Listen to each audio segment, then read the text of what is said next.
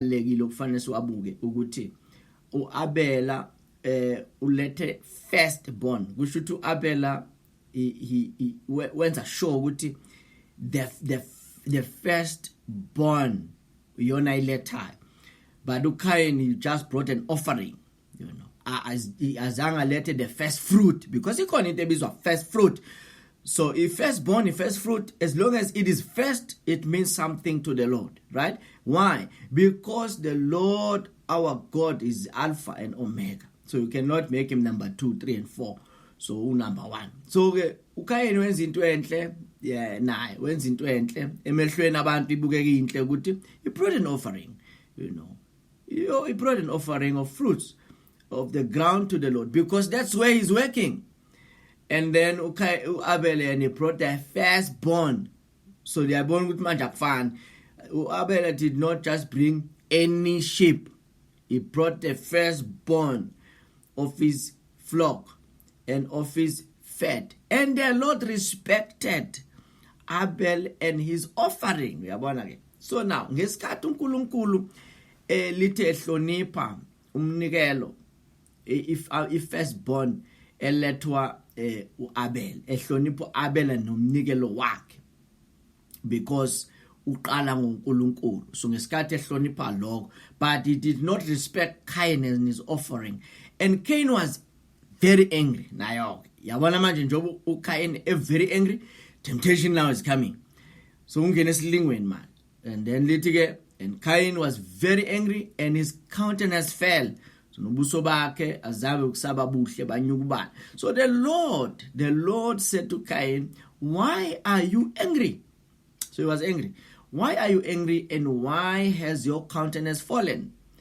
Bese aqhubeka uJehova uNkulunkulu uthi, if you do well, okay, if you do well, what didn't he do well? Yini le angayenzanga kahle? He did not bring the first fruit.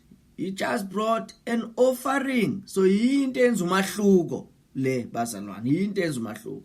So uNkulunkulu uthi no, do well nawe man, izinto zakho zizokuhambela kahle. Do well. If you do well, will you not be accepted? And if you do not do well, if you do not do well, sin lies at the door. So isono bazalwane ungakhohlwa. Uma ngabe sihamba sibuyela le kuJames, angitsho manje siyabonisana la bazalwane, angitsho siyancedana lana phela, angitsho sizama ukuthi uyabona ke sisizane la. So njoba sizala kanje sizama ukunderstanda lento yesono. Uma uhamba manje ubuyela le la sifunde khona kuJames chapter 1, lithi ke, blessed is a man who endures in temptation, verse 12, for when he has been approved, when he has been approved, uNkulunkulu bazalwane ingathi thina, he brought approval, yiko lithi he respected, he honored Cain's offering, he accepted it, Abel's offering, so he was approved by God. And little now, when he has been approved, he will receive a crown of life, which the Lord has promised to those who love him. Let no one say when he is tempted, I'm tempted by God. For God cannot be tempted by evil, nor does he tempt anyone. Each one is tempted when he is drawn away by his own desires and enticed. Okay. And then basically, then when the desire has conceived, it gives birth to sin. Yeah, when the desire is conceived, it gives birth to sin. And when the sin is fully grown, it brings death. As the sequence in when the desire has conceived, it gives birth to sin. And when sin is fully grown, it brings forth death. Okay. So we're going back. Sifunda lento esho uNkulunkulu kuAbel. So the Lord said to Cain, why are you angry? uKain angry. Uyabona? Angry. So lokuthi angry now une desire ke manje eseyiqala ukungena phakathi kwakhe. Yingakho angry. So kune desire manje efuna ukungena la kuye. Lithi, why has your countenance fallen? If you do well, will you not be accepted? And if you do not do well, sin is lying at the door. Ngamanye amazwi njengoba angry is a proof ukuthi une desire manje la kuye engekho right. Yingakho countenance of his face has changed. Yingakho he is angry. Une desire la kuye. So let desire le uthi uNkulunkulu ngayo. If you do not do well because of the desire that you have now, sin is lying at your door. And its desire also is for you, but you should rule over it. So it's like God is advising this man, good, no, fight against this thing. Fight it. Because if you don't fight this thing, sin is lying at your door. And manje, James uti, when the sin is fully grown, it brings death. It gives birth to death. So asibuke ukuthi kugcine ipi empilweni ka Cain no Abel. Now Cain talked with Abel his brother. And it came to pass when they were in the field that Cain rose up against Abel his brother and killed him. Yabona ukufa kungenile. Naku ukufa kuyangena. Kungeniswa yini?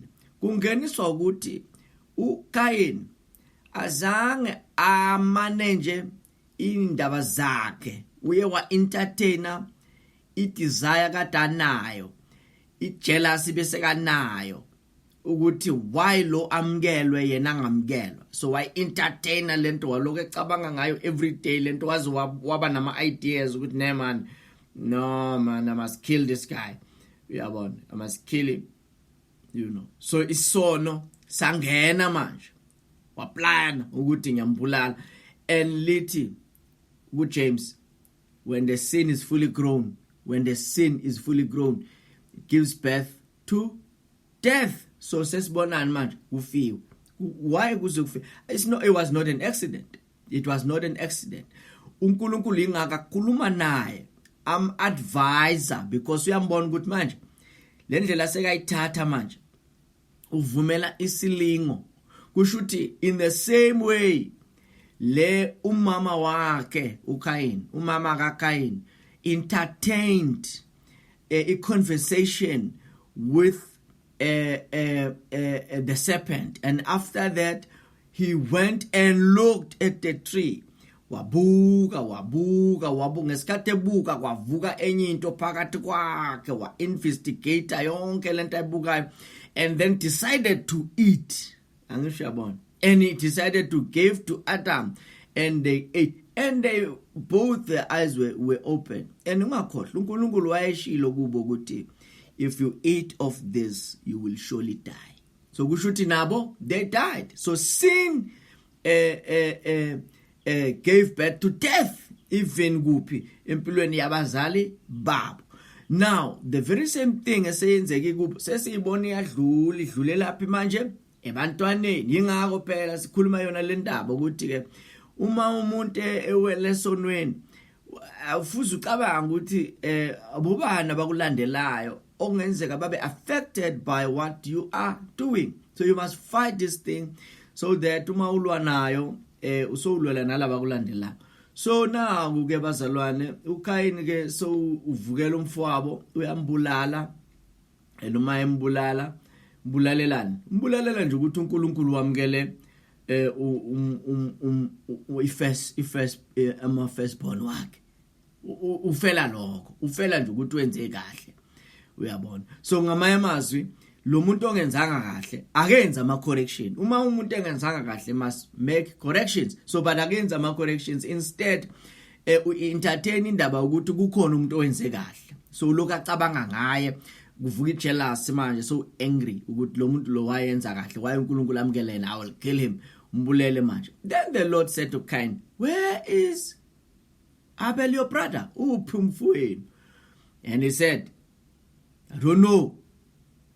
Beka kwenzakala. Uthi angimazi. And uyazazi ukuthi uyamazi. Ngoba yabona manje ukuthi isono sesizala esinye isono nokunye kuyakulandelana nje usokuningi. Yabona kulidela kokunye now. He was a killer, now he's a liar. He said, I don't know. Am I my brother's keeper? Oh yes, he's a brother's keeper. So uthi angimazi and uyamazi ukuthi ukuphi. And he said, what have you done? uNkulunkulu uthi kuKain, wenzeni? The voice of your brother's blood cries out to me from the ground. Kukhala igazi lakhe, wenzeni? Kukhala igazi lakhe. So now you are cursed from the earth. Yabona ke manje. So now uyaqalekiswa, which has opened its mouth to receive your brother's blood from your hand. When you till the ground, it shall no longer yield its strength to you. So noma so qhubeka ukulima ngoba ngithi uyalima, ngeke sa umhlaba usa responda ngendlela obokade ujwayele ukuresponda ngayo when you till the ground. Kusho ukuthi so uzolima ungavuni. Hey bazalwane, iqalwe yini yonke lento esesiyifunda manje? Iqalwe yini? Iqalwa nje ukuthi he did not do right, and then he had jealousy. He was angry at his brother without a cause. Akamenzanga lutho umfowabo, lutho labantu bobabili bebewunikela kuNkulunkulu. So it was nothing in between them. But now this guy is angry. Manje uNkulunkulu so uthi kuye ke, when you till the ground, it shall no longer yield its strength to you. A fugitive and a vagabond you shall be on the earth.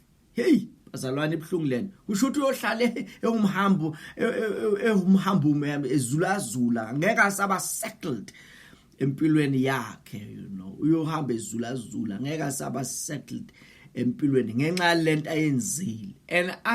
And Cain said to the Lord, my punishment is greater than I can bear. Mara yena ubulela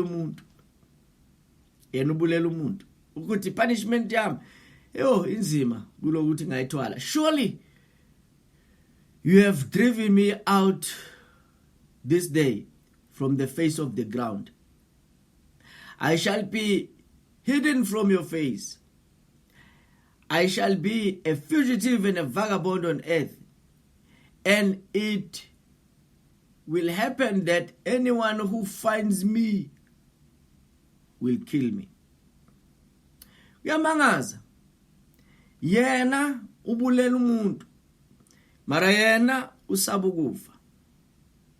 And the Lord said to him, therefore, whoever kills Cain, vengeance shall be taken on him sevenfold.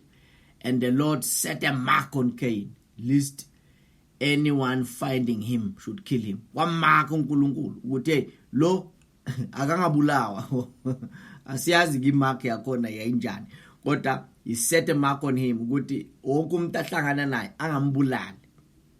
angambulali kodwa uzohlupheka, ngoba manje uzothi mayelima umhlaba ungarespondi. Bazalwane, cabanga ukuthi impilo yakaKain manje iyaba i-disaster.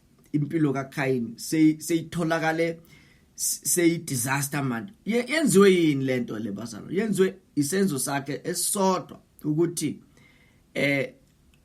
abe angry at his brother without a cause.